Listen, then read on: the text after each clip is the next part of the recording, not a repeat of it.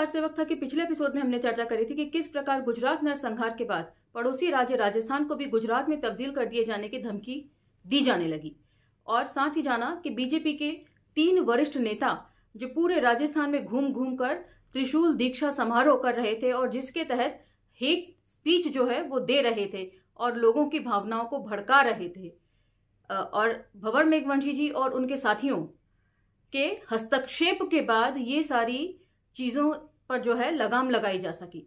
तो इन सभी चीज़ों को हमने पिछले एपिसोड में कवर किया था और आज का एपिसोड जो है वो अति महत्वपूर्ण एपिसोड है, क्योंकि इसमें भंवर मेघवंशी जी सीधे तौर पर सवाल कर रहे हैं कि यदि हिंदू राष्ट्र बनता है तो उसमें दलित आदिवासी लोगों की स्थिति क्या होगी और उनकी कितनी हिस्सेदारी होगी, उनकी भागीदारी के प्रश्न पर भी वे सवाल कर रहे हैं। तो अंत तक इस एपिसोड में हमारे साथ बने रहिएगा, क्योंकि ये एपिसोड महत्वपूर्ण जानकारियों से और सवालों से भरा हुआ है। तो चलिए मेरे साथ। जय भीम, मैं शालिनी और आप देख रहे हैं अम्बेडकरनामा। आज का टॉपिक है टॉपिक 46, त्रिशूलिया हिंदू राष्ट्र में दलित आदिवासियों का स्थान। त्रिशूल दीक्षाओं के घनघोर समय में मुझे एक दिन बजरंग दल मॉडल के तत्कालीन प्रखंड सह संयोजक मुकेश ने बताया कि हमारे यहाँ हुई त्रिशूल दीक्षा के दौरान कुछ जातिगत भेदभाव की घटनाएं हो गईं। त्रिशूल दीक्षा मॉडल बस स्टैंड पर स्थित नीलकंठ महादेव मंदिर में होनी थी, जहां पर शोभा यात्रा निकालते हुए सभी हिंदू युवा पहुंचे। मंदिर में स्थित शिवलिंग पर जलाभिषेक के पश्चात प्रत्येक युवा को त्रिशूल धारण करवाया जा रहा था, पर अचानक ही हलचल मच गई। 3 युवाओं को पुजारी एवं अन्य लोगों ने मंदिर में आने से रोक दिया। ये तीनों युवा दलित थे, वाल्मीकि। बाद में इन्हें त्रिशूल दीक्षा तो दी गई, लेकिन मंदिर में जलाभिषेक करने के लिए घुसने नहीं दिया गया। बजरंग दल, विहिप और संघ के वहां मौजूद पदाधिकारियों ने कुछ भी प्रयास नहीं किया कि ये दलित मंदिर में जा पाते। उन्हें बाहर ही खड़े खड़े दीक्षित कर लिया गया। इस शर्मनाक घटनाक्रम का बजरंग दल के सह संयोजक मुकेश ने विरोध किया और आहत होकर बजरंग दल ही छोड़ दिया। तो यहाँ पर मुझे याद आती है फिल्म रंग दे बसंती, जिसमें इसी तरह का इंसिडेंस जो है वो पिक्चराइज किया गया है। उम्मीद है आपको याद होगा। हालांकि वह स्वयं दलित नहीं है, लेकिन अपने साथी कार्यकर्ता, जिन्हें वे बड़े गर्व से हिंदू हिंदू एक हैं, बार बार है कहकर साथ जोड़ रहे हैं, उनके साथ हुए दुर्व्यवहार पर हिंदूवादी नेताओं की चुप्पी ने उन्हें आक्रोशित कर दिया और वे बिल्कुल ही संघी विचारधारा से अलग हो गए। बाद के दिनों में उन्होंने हमारे साथ मिलकर सांप्रदायिक ताकतों के खिलाफ जमकर काम किया और सौहार्द के लिए भी जुटे रहे। आज भी वह वापस नहीं लौटे। इन दिनों सुना है कि एक राजनीतिक दल के सदस्य हैं, लेकिन वे भाजपा में नहीं गए। मैंने इस घटना के आलोक में संघ परिवारी संगठनों से अपने लेखन और भाषणों से पूछना शुरू किया कि अगर आज भी ऐसे हालात हैं तो आपके त्रिशूलिया हिंदू राष्ट्र में हम दलित और आदिवासियों का क्या स्थान होगा। तो यहाँ पर भंवर मेघवंशी जी बेहद वाजिब सवाल उठा रहे हैं और आगे भी वे जो सवाल उठा रहे हैं उन पर जरा गौर करिए। क्या हम सिर्फ हिंसा फैलाने के ही काम में लाए जाएंगे? दंगों में मरने और मारने का ही काम करेंगे? इस परमाणु युग में ये त्रिशूल और लाठियां हमारे क्या काम आएंगे? कंप्यूटर के जमाने में जब संघ नेताओं के बच्चे कॉन्वेंट स्कूलों में अंग्रेजी पढ़ रहे हैं, तब वे हमें हिंदी, हिंदू, हिंदुस्तान पर गर्व करना क्यों सिखा रहे हैं? इंसान जब चांद और मंगल के भ्रमण को निकला है, तब वे हमें पौराणिक मिथकों पर भरोसा करने का पाठ क्यों शाखाओं में पढ़ा रहे हैं? तो ये सारा खेल जो है वो शिक्षा का है। शुरू से ही शिक्षा से वंचित रखा गया है इन समुदायों को, दलित आदिवासी खासकर। और शिक्षा जो है वो माध्यम होती है विचारों में क्रांतिकारी परिवर्तन लाने का, सशक्त रूप से। और यदि उसे ही बदल दिया जाए, उसमें ही फेर बदल कर सारा सिलेबस ही चेंज कर दिया जाए, तो बच्चे जो पढ़ेंगे, जो सुनेंगे, वैसा ही सोचते हैं। और सोच जो है वो सकारात्मक होने के साथ साथ नकारात्मक भी हो सकती है।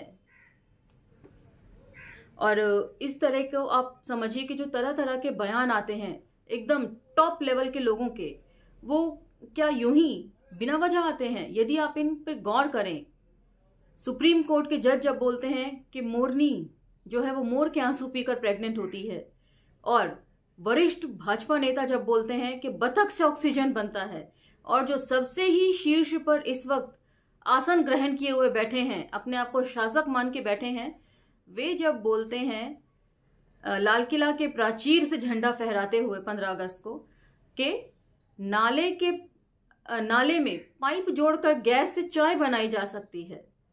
तो क्या ये सब कुछ बेवजह है? जी नहीं, आपको दिखाया, पढ़ाया और समझाया बेहद सुनियोजित तरीके से जा रहा है और लगातार आपकी सोच को जो है वो नकारात्मक तौर से परिवर्तित करने की कोशिश चल रही है। मैंने संघ से पूछा कि वे क्यों हमें इस विज्ञान के समय में आदिम युगीन त्रिशूली तालिबानी मानसिकता वाला बना देना चाहता है, लेकिन संघ सवालों का जवाब दे, इसका तो सवाल ही नहीं उठता। इन सवालों का भी उसके पास कोई जवाब नहीं था कि उनके कथित हिंदू राष्ट्र में दलित आदिवासी समुदाय का स्थान क्या होगा। वैसे अब तो सवाल पूछने की भी कोई जरूरत महसूस नहीं होती है। ये लोग प्रतीकों से भी लड़ते हैं और प्रतीकात्मक तरीकों से चीजों को समझाते हैं। इसका सबसे बेहतरीन उदाहरण भूतपूर्व राष्ट्रपति श्री कोविंद जी हैं और वर्तमान राष्ट्रपति श्रीमती द्रौपदी मुर्मू जी हैं। दोनों को ही प्रतीकात्मक तरीके से समझा दिया है कि हिंदू राष्ट्र बना तो दलित आदिवासियों की क्या स्थिति होगी। यदि आप दलित हैं तो आप मंदिर में आपका प्रवेश वर्जित है, बाहर ही आपको बैठना पड़ेगा, और यदि आप आदिवासी हैं तो आपको मंदिर प्रवेश तो मिल जाएगा, लेकिन वहां पर मूर्ति को छूने का अधिकार आपको नहीं होगा भगवान की। आपको सिर्फ उस पवित्र स्थान को झाड़ू पोछा करके साफ करने का अधिकार होगा। तो अपने प्रतीकों से ये बात तो उन्होंने पूरे तौर से समझा दी है। अब ये दलित आदिवासी समुदाय की समझदारी है कि वो इन्हें समझता है या नहीं। अब संघ पर आक्षेप लगाना बेमानी है। वे जो कहना चाहते थे वो उन्होंने प्रतीकों के माध्यम से हमें समझा दिया है। मैंने 7, 8 व 9 मार्च 2003 को नागपुर में हुई संघ की राष्ट्रीय कार्यकारिणी की बैठक पर नजर डाली, जिसमें आगामी 3 वर्षों के लिए 36 सदस्यीय अखिल भारतीय प्रतिनिधि सभा का गठन किया गया था।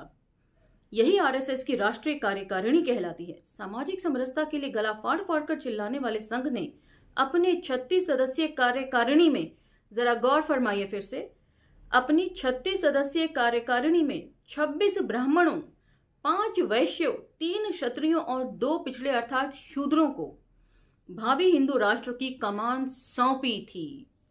एक भी दलित या आदिवासी उनके राष्ट्रीय कार्य समिति में नहीं था। इसी से पता चलता है कि आरएसएस के हिंदू राष्ट्र में दलित आदिवासियों की भागीदारी क्या होगी।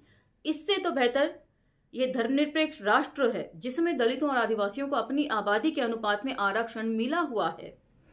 हम दलित ऐसा हिंदू राष्ट्र क्यों बनाएं जिसमें हमारे लिए कोई जगह ही ना हो, जिसमें हमारी सहभागिता शून्य हो। तो अभी मैंने 2 टॉप मोस्ट पोजीशंस का उदाहरण देकर आपको इस बात को समझा दिया है कि प्रतीकों से तो पहले ही उन्होंने साफ कर दिया है कि क्या भागीदारी होने वाली है इन समुदायों की। हिंदू हिंदू भाई भाई के झूठे नारे की बजाय संघ परिवार को देश के सामने ये तथ्य रखना चाहिए कि उनकी शाखाओं में कितने स्वयंसेवक दलित आदिवासी हैं, वर्ग से आते हैं और उनके कितने प्रचारक अज़ा जज़ा समुदाय से हैं। साथ ही उसे इस बात का भी सार्वजनिक घोषणा करनी चाहिए कि संघ की वर्तमान अखिल भारतीय प्रतिनिधि सभा में दलित और आदिवासियों का प्रतिनिधित्व कितना है। अगर उनका जवाब नकारात्मक है तो इसका आशय सिर्फ यही है कि आज भी वे इन वर्गों को अछूत ही समझते हैं और उससे महज बेगार करवाना चाहते हैं। अपने बराबर का इंसान भी उन्हें नहीं समझते। टॉप मोस्ट पोजीशंस भी आपके हाथ में दे देंगे लेकिन आपसे बेगार ही करवाई जाएगी। बेशक आपको सैलरी दे दें, लेकिन आपसे वही एजेंडा लागू करवाया जाएगा जो वे चाहते हैं। मैं दलित और आदिवासी समाज के उन तथाकथित भाई बहनों से भी पूछना चाहता हूं जो बड़े गर्व के साथ गणवेश धारण करके खुद को निष्ठावान स्वयंसेवक साबित करने की जद्दोजहद में लगे हैं कि संघ ने अपनी स्थापना से लेकर आज तक अपनी 90 वर्षीय जीवन काल में एक भी ऐसा आंदोलन या अभियान क्यों नहीं चलाया जो दलितों के साथ छुआछात और भेदभाव को खत्म करता हो। ये सवाल दोबारा बहुत वाजिब है, लेकिन इसके लिए मैं समझती हूँ दलित आदिवासी समुदाय या बहुजन समुदाय भी कहीं ना कहीं जिम्मेदार है। यदि वे इन सब बातों को समझ जाए तब आप देखिएगा संघ की जो विचारधारा है उसमें कितनी तेजी से बदलाव वे लेकर आते हैं। तो इसी के लिए कहीं ना कहीं हम भी जिम्मेदार हैं। सारी जिम्मेदारी दूसरे के सर नहीं मढ़नी चाहिए। ताली कभी एक हाथ से नहीं बजती है। जाति को मिटाने की बात कभी क्यों नहीं की संघ ने? दलितों के मंदिर प्रवेश, यज्ञ हवन में बैठने और घोड़ी पर दलित दूल्हे की बारात और अपने ही घर के बाहर खाट पर बैठने की लड़ाई के वक्त संघ कौन से दड़बे में छिप जाता है? हर जाति के लिए पुष्कर से लेकर गंगा तक अलग अलग स्नान घाट और हर गांव में प्रत्येक जाति हेतु पृथक पृथक शमशान खत्म क्यों नहीं हो पाए आज तक? अरे गायों के आंदोलन चलाने और चूहे बैल सांप गोयरों की पूजा करने वाले संघियों, कभी तो अपने ही जैसे इन दलित वंचित इंसानों की बराबरी के लिए भी तो कोई अभियान छेड़ते। लेकिन संघ ने यह कभी नहीं किया। वह आज भी जाति को बनाए रखने के पक्ष में पूरी निर्लज्जता के साथ खड़ा है, हर प्रकार के आरक्षण के खिलाफ है और पदोन्नति में आरक्षण तो उसे कतई स्वीकार नहीं है। वह तो अजाजजा यानी कि अत्याचार निवारण कानून तक को खत्म कर देने के पक्ष में है। ऐसे संघ और उसके द्वारा बनाए जा रहे हिंदू राष्ट्र में दलित आदिवासी लोगों का स्थान कहां हो सकता है, ये स्वतः समझी जा सकने वाली बात है। बात तो बिल्कुल खरी है कि इतनी सारी बातें लगातार मैं आप लोगों को साथ साथ जो कंटेम्प्रेरी इश्यूज हैं उसके जरिए समझाने की कोशिश करती हूँ। ये आत्मकथाएं किसी भी दौर की किसी भी समय को रिफ्लेक्ट करती हूँ, लेकिन स्थिति आज भी यथासंभव बनी हुई है, एज इट इज जिसको कहते हैं। इन कंडीशंस में दलित आदिवासी समुदायों की कोई चेंजेस नहीं आए हैं, तो मंथन लगातार जारी रहना चाहिए। और इसी के साथ आज का ये एपिसोड समाप्त होता है। ये आपको कैसे लग रहे हैं आप कमेंट सेक्शन में हमें बता सकते हैं कमेंट करके। तो मिलते हैं अगले एपिसोड में अगली महत्वपूर्ण चर्चा के साथ। इंतजार कीजिए, लेकिन अंबेडकर नामा को लाइक शेयर सब्सक्राइब करना ना भूलें। धन्यवाद।